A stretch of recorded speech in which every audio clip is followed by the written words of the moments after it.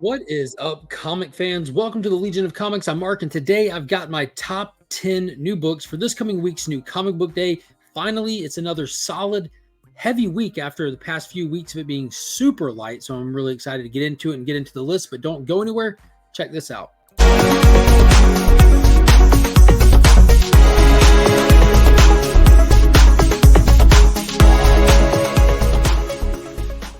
Before we get started, I'd like to give a huge shout out to my local channel sponsor, the Augusta Book Exchange. Be sure to check them out if you're ever in the Augusta area. They just moved to a brand new shop. The information is in the description to all my videos. So let's get into it. Like I said, this is my top 10 picks. They're not your top 10. They're my top 10. So leave me a comment down below. Let me know what some of your top picks for this coming week is. If you got 10, what are they? So kicking off this week, it's none other than pretty much DC's franchise, even though Superman is hot on his heels, but we have Batman with issue number 136. This is Chip Zdarsky's run. And as you see from the cover, we have Batman and Selina right there. We know that they announced the Gotham War coming up directly following Night Terrors, where Batman and Catwoman are going at it in the middle of a war. So maybe this will be setting up some of that stuff going into it. We just got out of that huge Batman issue number 900, with that just bouncing around all through the multiverse, but he found his way home, it seemed like, but they had a huge tease at the end of that. So I'm excited to see what some of the ramifications are from this book. If you read that last one, you know, just kind of him sitting there staring at that hand on the cover is kind of makes me wonder. So I'm a little more excited for Chip Zdarsky's run now that we're kind of getting into it. It seems like he's starting to build a little bit and leave a little bit of plot points along the way that we can reference as we go. So I'm a little more excited for this. The Dawn of DC stuff has been solid.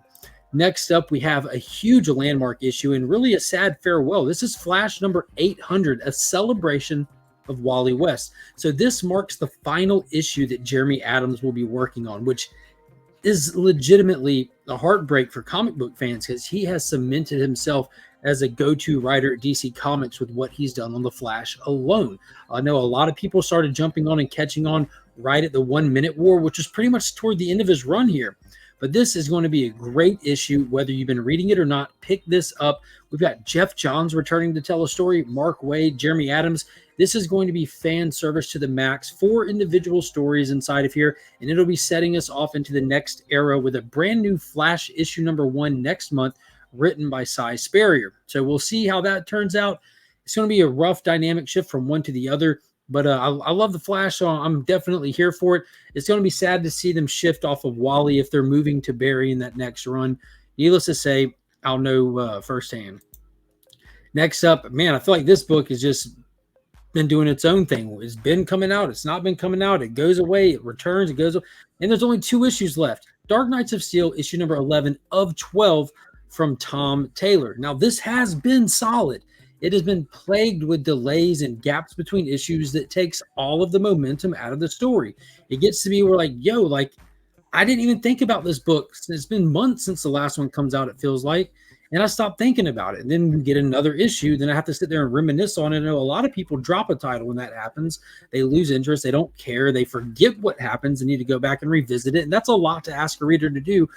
Needless to say, I'm going to check it out. I'm definitely a fan of Tom Taylor. I'm definitely even most a fan when he gets to work outside of the regular parameters of the DC continuity. He gets to do like the Elseworld stuff. And this has been dope. Tons of turns and twists along the way. You get to see all your favorite DC Comics character reimagined in this sword and sorcery Game of Thrones style story. It's been wicked. It's been dope, hard-hitting, violent, all those things. So I'm excited to see how it ends. And if you have not read this, don't read it. Wait on it to wrap up and go pick up a collected volume or check it out on the DCU app. Don't try to get invested in the floppy copies, especially at this. Who knows when issue 12 will come out? Could be next month, could be next year.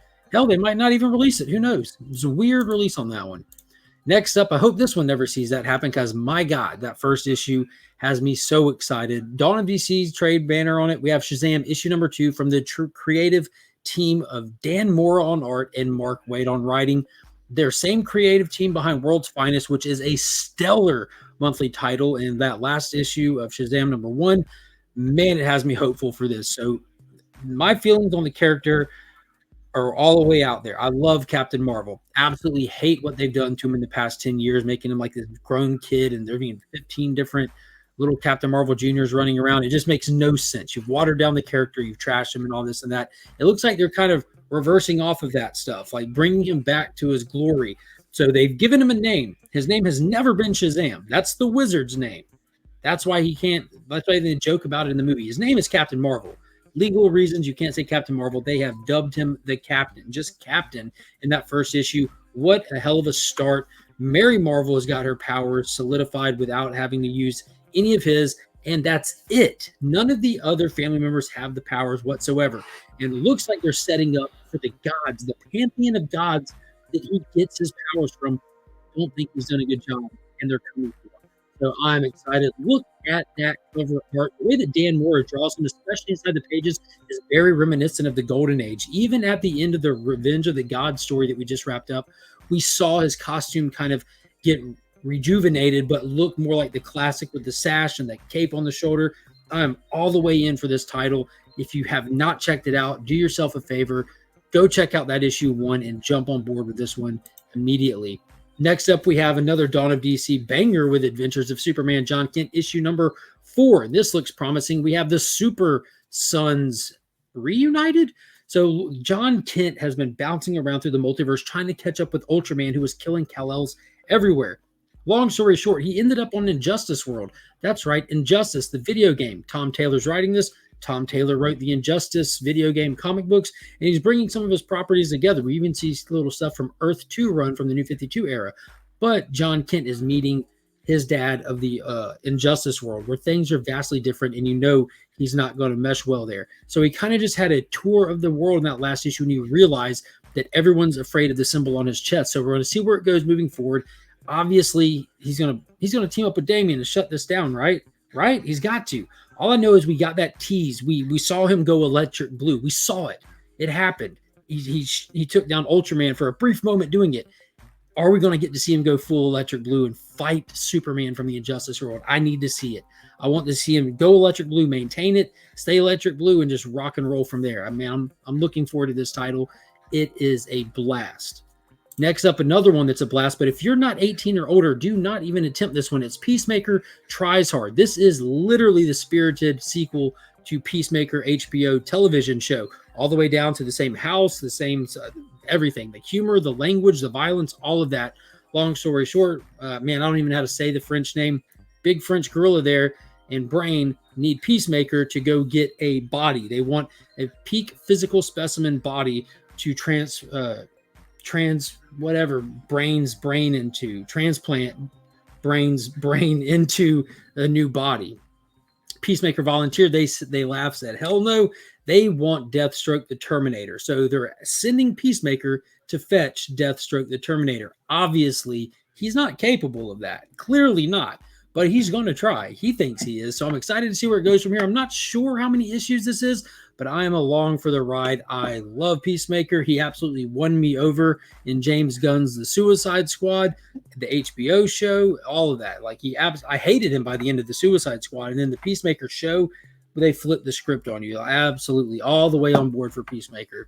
Next up, we have a brand new issue 1 under the Dawn of DC banner, spinning out of the pages of Action Comics, Steelworks issue number 1. Now, this is being written by Michael Dorr, I think is his name. It's the actor who did the voice for Steel in a lot of the animated stuff. I believe he also played Worf on Star Trek The Next Generation. I could be wrong. Leave me a comment down below. Let me know, where's this guy from?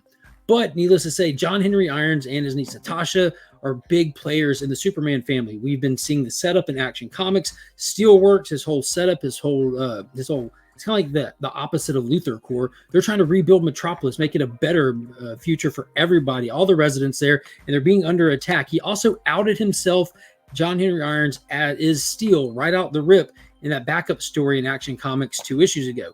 So they're setting up for this over there. The artwork looked fantastic. I'm all the way excited for it. The Superman titles cannot stop right now. They are crushing it. This is like the 6th one. This makes 6 super titles now. We went from having 97 Batman titles and nothing else to having 6 super titles. And now if this one lands, that's 6 of 6. The House of L is back and stronger than ever. Now, I know this has been DC galore, but that's just how they've been coming out for me this week. But I do have one indie on here, and it's from none other than Tom King. It's the next issue of Love Everlasting, issue number 8. Now, I am 2 issues behind on this. They are a heavy read, and I got behind a while back, and I'm just now getting caught up on everything, but I still have those and like the Ric Flair book and the last issue of Black Adam. A few more to catch up on. I'm working hard to get there. So hopefully I'll be caught up on this by the time Sunday rolls around and we do At Weeks in the spoiler-filled comic review and news show. So if you haven't checked that out, be sure to turn on that notification. You don't want to miss out on that. Now, here we go. I do have 2 more books. That's number 8. Now, the next 2 are just cover buys. So first off, if you do not know about my sponsor, Big Time Collectibles, they sponsor the monthly Legion Loot Box. It's a channel member giveaway. So be sure to hit that join button down below, become a channel member, and get in on the action. They send me all kinds of goodies every month to pass back out to one lucky channel member, and always throw slabs and extra books in there, and it makes it a huge giveaway. But they have been doing these foil logo variants. They started with the Superman stuff. They did some Batman stuff. They gave us the entire Green Lantern spectrum, Fire, and now we're moving over to Flash. So issue 800 will have a Big Time Collectibles foil exclusive Fire. Now, I do not know the availability of this book still. It did go out for pre-sale already. I believe the raws are sold out at the time of recording this.